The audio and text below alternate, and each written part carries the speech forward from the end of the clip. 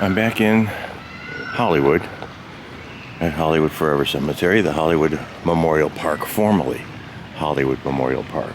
Now a very fashionable place to be interred, buried, inurned. And that's Anton Yelchin's mother's car. She's over there. Don't want to bother her. She's always here, her husband. A new neighbor. On Mother's Day, she was, I would imagine, inurned here. But there's him. Oh yeah, Dirk Schaefer. He's got an interesting story. I think he was the Playboy Man of the, or Playgirl Man of the Year or something. I'll have to do the research on that.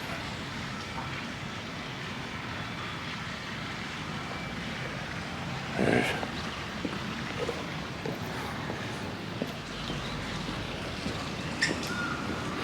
that is the beautiful grave of Douglas Fairbanks Jr. and Sr.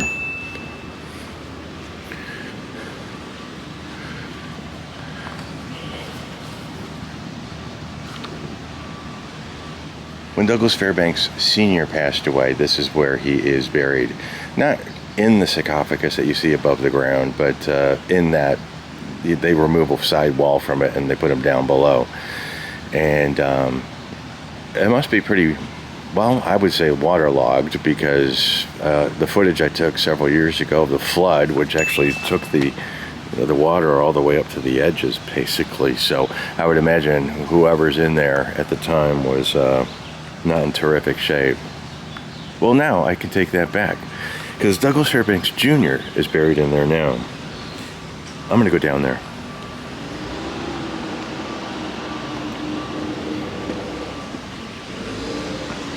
Because of course I started shooting video and a big truck has to come by.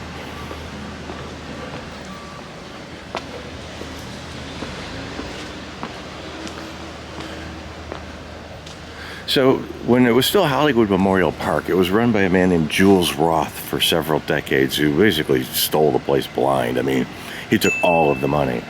So when he died, they had to padlock the gates. There was really nothing they could do. They opened it up sporadically so people could see their loved ones. So when he died, there was no money left. They basically padlocked the gates. Oh, for your information, you see that back there, that building, that is Paramount Studios. And Paramount Studios used to be cemetery property. Back in the early 19 teens, the cemetery was actually cut in half, and the other half was sold to Paramount.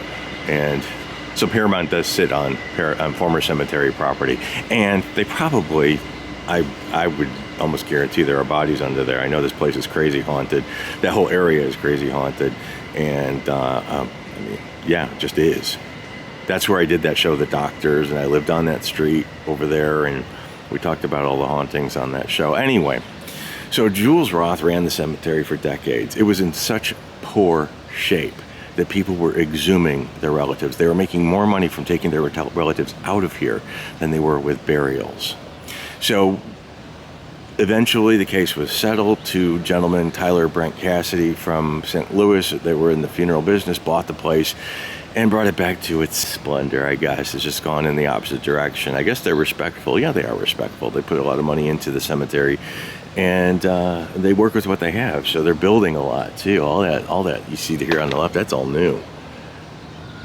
That's all new. They're building a 5-story building for mausoleums on the other side of it. So they're it's a for-profit business. Douglas Fairbanks Jr. died May 7th of the year 2000, and he needed a place to be buried, and it was always assumed that he would be here with his father, and there was talk that he wouldn't be because he didn't care for the way the cemetery looked, for the maintenance it was given. Apparently he looked and didn't care for what he saw. And but the cemetery said, no, let us do it, and they whipped everything into shape, and Douglas Fairbanks really brought the cemetery its legitimacy back. It was such an embarrassment before, because Jules Roth stole all the money from it. And it was all these amazing people here, but the place was in disrepair. Graves were sunken in. The earthquake damage, they just locked up some of the mausoleums.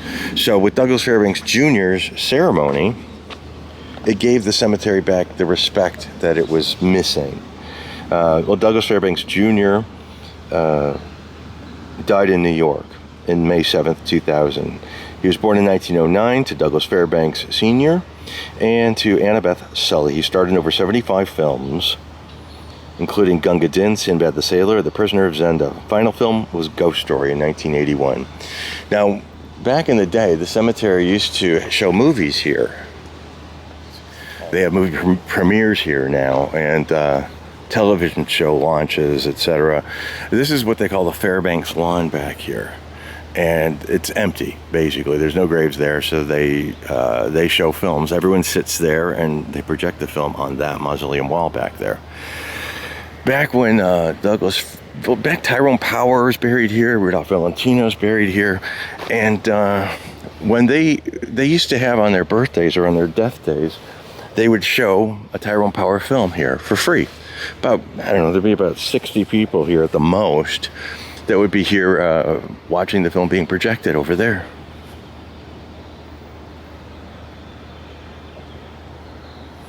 Well, now, you know, it used to be free. It was like a really sweet thing, and film historians in general loved it.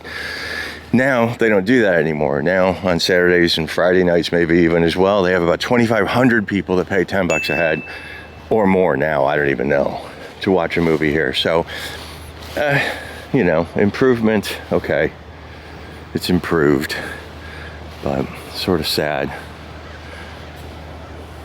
But as I mentioned, Douglas Fairbanks Jr. decided he was going to be buried here with his father. And this is from the ceremony. Wednesday, May 24th, 2000 at 1 p.m. And my friend Roger was here. The Prince of Cinematic Royalty, dashing film star and decorated war hero, beloved husband, father, grandfather, passed away at the age of 90. Little Caesar, Katharine Hepburn's initial Oscar vehicle, Morning Glory, the regal drama Catherine the Great, Prisoner of Zenda, Gunga Din, Sinbad. He enjoyed an impressive career in service to his country. In 1941, FDR appointed him the special envoy to Argentina, Brazil, Chile, Panama, Peru, and Uruguay. Later that year, he was called to active Navy service, training and leading to commando units. He was awarded numerous medals and commendations for bravery and innovation as the first U.S. commander of a British flotilla during World War II.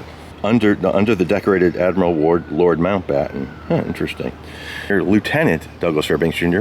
was made an honorary Knight of the British Empire for furthering Anglo-American unity. So when Douglas Fairbanks Sr. was placed in this grave, it was carved, "Goodnight, Sweet Prince." When Fairbanks Jr. was put in, they added the S.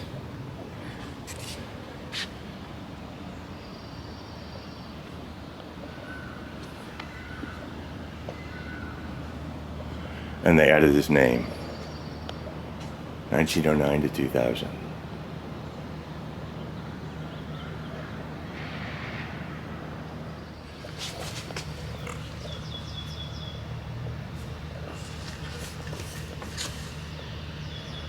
In a 1989 interview, he looked back on his life and seemed quite pleased with what he found.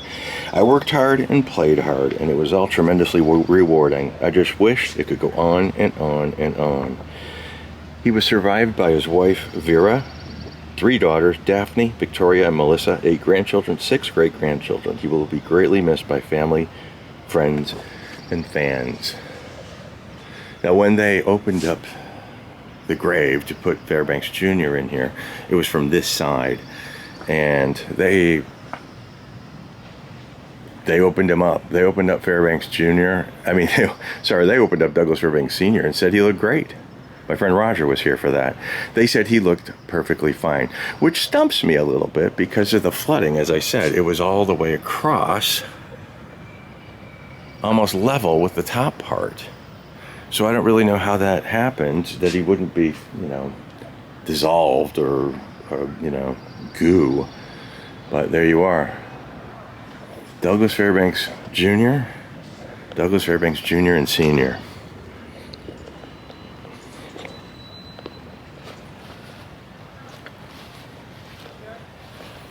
This is a heck of a grave, and you know it's still not the largest grave in Hollywood, of a Hollywood star. Out this way, Al Jolson is even larger over at Hillside Memorial Park in Culver City. That one you could see from the freeway. Thank you very much for watching this video. I appreciate it. If you could support me by Patreon or the PayPal link below, your support is very much appreciated because I can continue doing this stuff. So thanks very much for your time. Thanks very much for your attention. And until next time.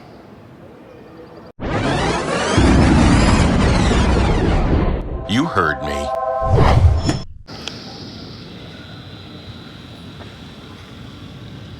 Look at that thing. The size of my foot.